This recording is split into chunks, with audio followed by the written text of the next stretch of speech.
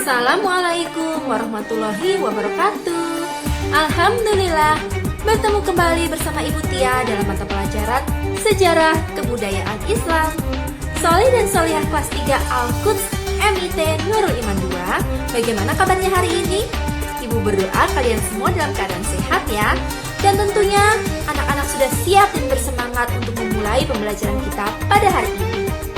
Nah anak-anak, pada pembelajaran minggu lalu kita sudah menyelesaikan pelajaran 7, yaitu tentang bukti-bukti kerasulan Nabi Muhammad SAW. Untuk itu, pada pembelajaran hari ini kita akan melanjutkan ke pelajaran 8, yaitu tentang diangkatnya Nabi Muhammad SAW menjadi Nabi dan Rasul. Nah, sebelum kita memulai pembelajaran hari ini, yuk bersama kita membuka pelajaran hari ini dengan membaca basmalah. Bismillahirrahmanirrahim. Baiklah anak-anak, tentunya anak-anak sudah tahu kan tentang kisah diangkatnya Nabi Muhammad SAW menjadi Nabi dan Rasul, yaitu ketika Nabi Muhammad sedang bertafakur di Gua Hiro. Dan malam itu Nabi Muhammad bertemu dengan malaikat Jibril untuk yang pertama kalinya secara langsung dan kemudian diangkat menjadi Nabi dan Rasul. Nah anak-anak, silahkan disaksikan videonya ya. Kemudian nanti setelah pembelajaran ini disaksikan videonya, kemudian akan ada tugas yang bisa anak-anak kerjakan. Baiklah, selamat menyaksikan dan selamat belajar.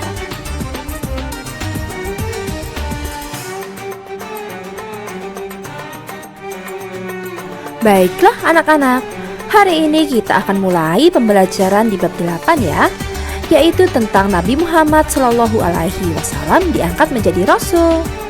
Setelah mempelajari pelajaran hari ini, diharapkan kalian semua dapat menghayati peristiwa kerasulan Nabi Muhammad SAW dan melakukan nilai-nilai positif dalam kehidupan sehari-hari, memahami dan juga dapat menceritakan tentang kerasulan Nabi Muhammad SAW. Pada pertemuan hari ini, pertama kita akan membahas dahulu bagaimana Nabi Muhammad SAW sebelum diangkat menjadi Nabi dan Rasul. Sejak masa kanak-kanak, Nabi Muhammad telah dihiasi oleh akhlak yang mulia. Beliau tidak pernah melakukan pekerjaan yang tercela, yang padahal pada masa itu sudah umum dilakukan oleh kaumnya. Anak-anakku, sejak Nabi Muhammad SAW masih berada di dalam kandungan ibunya, Rasulullah sudah menjadi seorang yatim. Bahkan ketika berumur 6 tahun, beliau sudah menjadi seorang yatim piatu. Banyak orang yang terlibat dalam pengasuhan Nabi Muhammad sejak lahir hingga dewasa. Namun Allah selalu menjaga Nabi Muhammad sehingga beliau selalu menjadi pribadi yang sangat mulia dan berakhlak baik. Nah anak-anak, bagaimana ya akhlak dan kebiasaan buruk masyarakat Arab pra-Islam sebelum masa kenabian Nabi Muhammad SAW? Masyarakat Arab membuat berhala dan menyembahnya dengan cara mereka sendiri. Setiap suku memiliki berhalanya masing-masing dan mereka memberi nama bermacam-macam seperti Hubal, Lata, Uzza, Manat, dan sebagainya.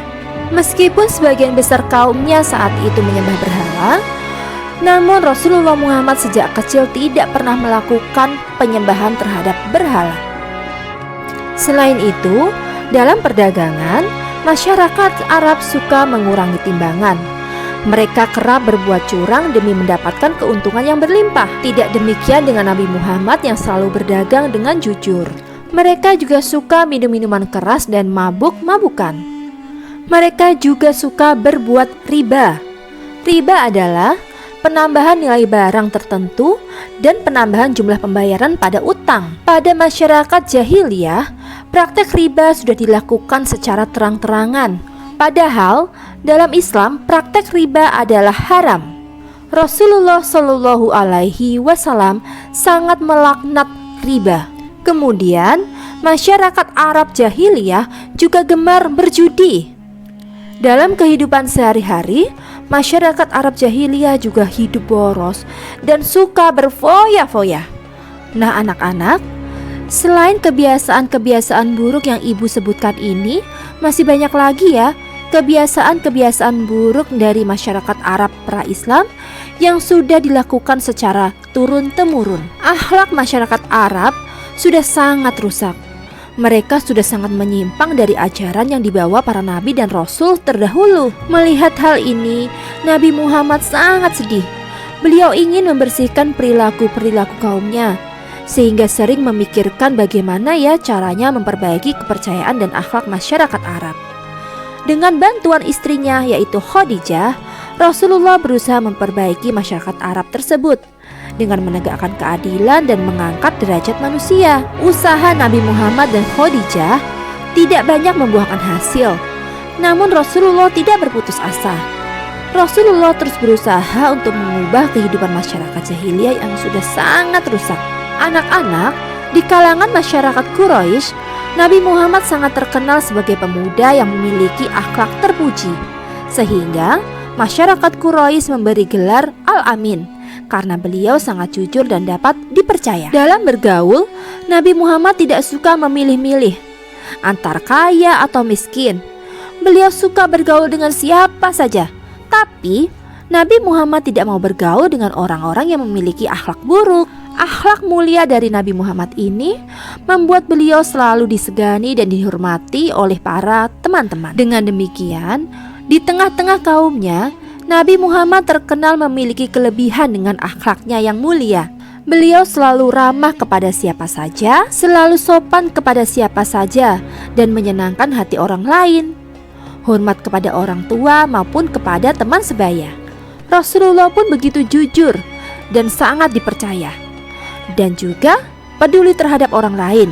Nah anak-anak, Nabi Muhammad SAW adalah orang yang sangat sempurna akhlaknya, sehingga beliau paling pantas untuk dijadikan teladan oleh seluruh umat manusia di dunia ini. Anak-anak, tekad yang kuat dari Nabi Muhammad SAW untuk mengubah kehidupan masyarakat jahiliyah sudah sangat bulat. Beliau pun tidak mudah berputus asa. Ketika Nabi Muhammad berusia mendekati 40 tahun, Nabi Muhammad lebih banyak mencurahkan pikiran dan perhatiannya terhadap masalah kemasyarakatan. Kemudian, beliau sering beruzlah. Apa itu beruzlah? Beruzlah adalah mengasingkan diri untuk memohon petunjuk kepada Allah Subhanahu wa Ta'ala, Tuhan yang Maha Kuasa. Rasulullah beruzlah dilakukan sejak beliau memasuki usia dewasa. Tempat di mana Nabi Muhammad SAW beruzlah adalah di Gua Hiro. Dalam beruzlah, Nabi Muhammad melakukan ibadah selama beberapa malam. Kemudian beliau pulang kepada keluarganya untuk mengambil bekal. Ketika bulan Ramadan tiba, Rasulullah beruzlah sebulan penuh di Gua Hiro. Sebagai bekalnya, beliau membawa tepung dan juga air yang sudah dipersiapkan oleh Khadijah. Selain untuk bekal, beliau juga memberi makan orang-orang miskin yang datang kepadanya. Sekali-kali Rasulullah pulang ke rumah Khadijah jika perbekalannya habis, kemudian kembali lagi ke Gua Hiro dengan membawa perbekalan seperlunya. Gua Hiro, tempat di mana Rasulullah Muhammad beruzlah, terletak di Jabal Nur. Jabal Nur adalah sebuah bukit yang terletak kira-kira 5 km sebelah utara dari kota Mekah. Untuk dapat sampai ke Gua Hiro, maka diperlukan perjalanan yang cukup berat teman-teman. Melewati batu-batuan dan jalan yang terjal, karena Jabal Nur merupakan sebuah bukit batu. Gua Hiro sempit dan gelap, dan jalan masuk menujunya pun sangat licin. Hanya orang yang memiliki keberanian dan keteguhan hati yang mampu memasuki gua tersebut. Di gua inilah Nabi Muhammad bertafakur dengan harapan mendapat petunjuk dari Tuhan sebagai jalan keluar dari permasalahan masyarakat Arab yang makin menyimpang dari kebenaran. Ini adalah jalan yang dipilih oleh Nabi Muhammad agar dapat lebih mendekatkan diri kepada Allah Subhanahu wa Ta'ala. Baiklah anak-anakku, sampai di sini dulu ya pembelajaran kita pada hari ini. Dan minggu depan kita akan melanjutkan ke materi selanjutnya, yaitu tentang turunnya wahyu pertama dan juga wahyu yang kedua. Mari kita tutup pembelajaran kita hari ini dengan bersama membaca hamdalah. Alhamdulillahirobbil alamin. Sampai berjumpa minggu depan ya. Dan ingat, teman-teman tetap semangat untuk belajar. Wassalamualaikum warahmatullahi wabarakatuh.